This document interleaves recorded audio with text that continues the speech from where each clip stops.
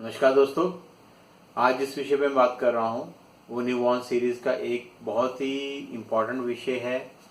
और ये हॉस्पिटल से डिस्चार्ज के बाद पहले ही ऐसी चीज़ होती है जिसके लिए ज़्यादातर हम बच्चे को, जब बच्चा 5 या 6 दिन का होता है, बुलाते हैं हॉस्पिटल में।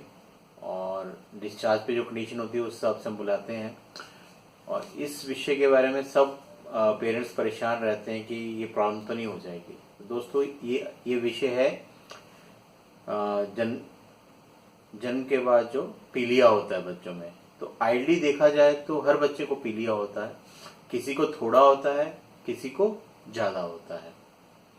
और पहले दिन से थोड़ा थोड़ा पीलापन आने लग जाता है। शुरुआत में चेहरे पे पीलापन होता है, और जैसे दूसरे तीसरे दिन बच्चा डिस्चार्ज होता है तो वो पीलापन बढ़ के थोड़ा सा चेस्ट पे या पेट तक जा सकता है बच्चे के। अब बच्चे को हम छुट्टी करने के बाद लगभग 48 घंटे बाद क्यों बुलाते हैं? क्योंकि 5वें-6ठे दिन सबसे ज़्यादा पीलिया होता है। तो वो दिन मिस नहीं होना चाहिए। उस दिन अगर पीलिया मिस हो गया और ज़्यादा हो गया तो नुकसान कर सकता है। पीलिया अगर बहुत ज़्यादा हो जाए तो ब्रेन को नुकसान कर सकता है। और यही कारण होता है कि हम बच्चों को बुलाते हैं चेकअप के लिए छुट्टी होने के बाद। और पहले केसेस बहुत ज़्यादा होते थे कि मैक्सिमम लोग ध्यान नहीं देते थे और लौट के हॉस्पिटल नहीं जाते थे, या उससे भी पहले देखा जाए तो अंधेरे कमरे में रहते थे मदर और बच्चा। तो बहुत बार पीलिया मिस हो जाता था। ब्रेन डैमेज के केसेस होते थे, और उस ब्रेन डैमेज से क्या होता है कि उसे सुनने की कैपेसिटी कम हो जाती है, चलने फिरने का प्रॉब्लम हो जाता है, और जान भी जा सकती है। सो ये तो हो गया बहुत ही सिवियर वाला पीलिया। लेकिन जो नॉर्मली अगर 100 बच्चे होते हैं तो उसमें से 90 बच्चों को पीलिया ऐसा होता है कि उन्हें कुछ नहीं करना होता है। मतलब उनमें इतना पीलिया भी नहीं होता कि उसको हम फोटोथेरेपी देते हैं। फोटोथेरेपी मेन ट्रीटमेंट है पीलिया की, जिसमें कि ब्लू लाइट होती है स्पेसिफिक वेवलेंथ पे, उस मशीन में रखते हैं और उससे बच्चों का पीलिया कम करते हैं। ठीक है। कुछ बच्चे होते हैं जिनको फोटोथेरेपी की जरूरत होती है, उन्हीं को कैच करने के लिए हम उनको डिस्चार्ज के बाद 2 दिन बाद बुलाते हैं। और कभी कभी वो पीलिया पहले ही नजर आ जाता है, या बच्चे का वजन कम होता है, या बच्चा समय से पहले पैदा हो जाता है, तो कई बार दूसरे या तीसरे दिन भी पीलिया की ट्रीटमेंट शुरू करनी पड़ सकती है। और भी कई कारण रहते हैं बच्चों में। कुछ ब्लड के प्रॉब्लम हो सकते हैं, मैटरनल ब्लड ग्रुप और बच्चे ब्लड ग्रुप का कोई इश्यू हो सकता है, और कुछ और जन्मजात प्रॉब्लम हो सकती है जिनमें पीलिया ज़्यादा हो सकता है। तो उसको हम लेटर ऑन धीरे धीरे डिस्कस करते रहेंगे। तो नॉर्मल पीलिया के बारे में बात करूं तो पहले दिन थोड़ा होता है, दूसरे दिन थोड़ा चेस्ट तक होता है, तीसरे दिन तक पेट तक जाता है, चौथे दिन तक वो टांगों तक जा सकता है, और 5वें दिन वो और बढ़ सकता है, ये टांगों तक या पैर तक जा सकता है, हाथ तक जा सकता है। तो किसी भी 2.5 से 3 किलो के बच्चे में अगर पीलिया 4 दिन पे 3 दिन के बाद, मतलब 72 घंटे के बाद पेट से नीचे जा रहा है तो उसका टेस्ट बहुत ज़रूरी होता है। तो जो हम पेरेंट्स को समझाते हैं कि 2 दिन बाद आइए, या फिर देखते रहिए पीलिया कितना है। कई बार बच्चों को बिल्कुल पीलिया नहीं होता, घर जाके भी नहीं होता, तो वो ना भी आए तब भी चलता है, 2-3 दिन बाद आए तब भी चलता है। लेकिन आइडली 2 दिन के बाद बच्चों को दिखाना होता है। पीलिया जब पकड़ में आता है तो हम उसका टेस्ट करते हैं। टेस्ट में अगर एज के हिसाब से उसका कितना जेस्टेशन था, मदर का कितने टाइम के बाद बच्चा हुआ था, 35 हफ्ते पे, 36 हफ्ते पे, 38 हफ्ते पे, 40 हफ्ते पे, उस हिसाब से गाइडलाइंस बनी हुई हैं। वेट के हिसाब से गाइडलाइन बनी हुई है। कुछ गाइडलाइन मदर के ब्लड ग्रुप के हिसाब से बनी हुई हैं।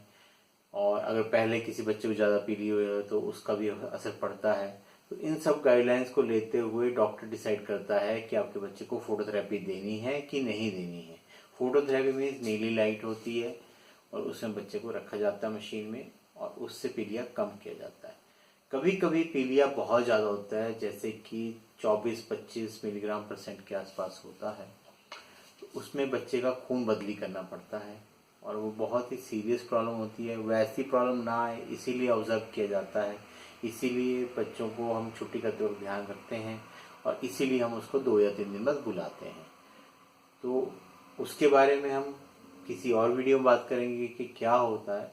लेकिन मोटा मोटा आपको ये समझना है कि बच्चों का जो पीलिया होता है सारे बच्चों को होता है, उसमें से 10% बच्चों को ज़रूरत पड़ती है पीलिया की ट्रीटमेंट की। उसमें से मुश्किल से किसी को 0.1% बच्चे होते हैं जिनका पीलिया इतना ज़्यादा होता है कि जिनको ब्रेन की प्रॉब्लम हो सकती है अगर टाइम पे ट्रीटमेंट ना मिलेगा। उनको खून चेंज करने की जरूरत पड़ती है, जिसको हम डबल वॉल्यूम एक्सचेंज ट्रांसफ्यूजन कहते हैं। और एक और चीज़ मैं इसी वीडियो में डालना चाहूँगा कि बहुत पेरेंट्स समझते हैं या उनके साथ वाले कि पीलिया माँ के खाने पीने से होता है, तो ऐसा बिल्कुल नहीं है।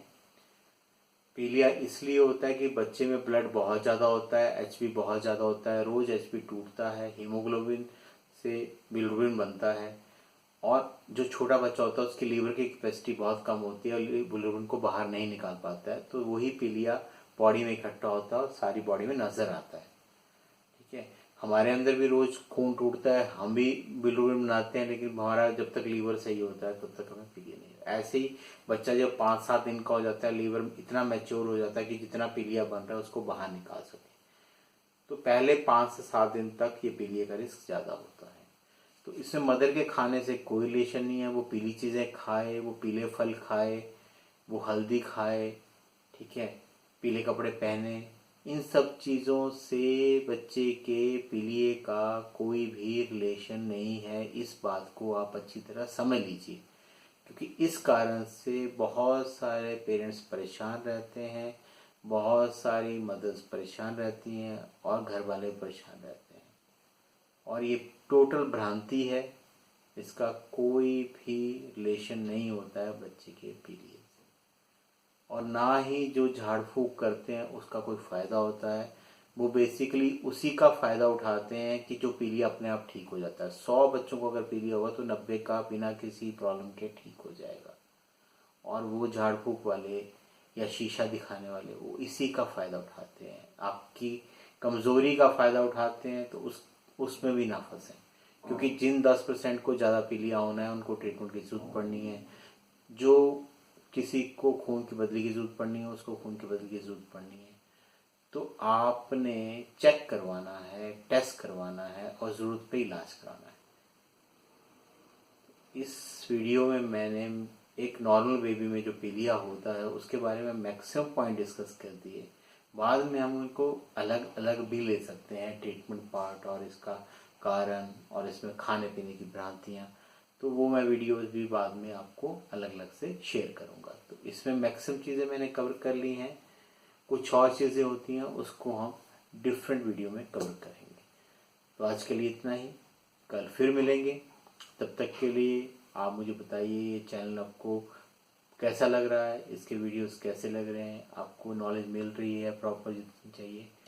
आप अपनी क्वेरीज भेजिए, अपने कमेंट्स भेजिए, और अगर आपको ये चैनल पसंद आ रहा है सब्सक्राइब करिए, अपने फ्रेंड्स को बोलिए, जिनके छोटे बच्चे उनको बोलिए, जिनके बड़े बच्चे हैं, एडोलेसेंट हैं, किशोर हैं, उन सबको बोलिए। उन सबके मतलब का मटेरियल इसमें मिलेगा और आपके हिसाब से इसमें वीडियो बनाए जाएंगे। जैसे जैसे जो जो क्वेश्चन आप पूछते जाएंगे वो वीडियो मैं इसमें अपलोड करता जाऊँगा। दोस्तों, कल फिर मिलते हैं, तब तक के लिए धन्यवाद। Thank you.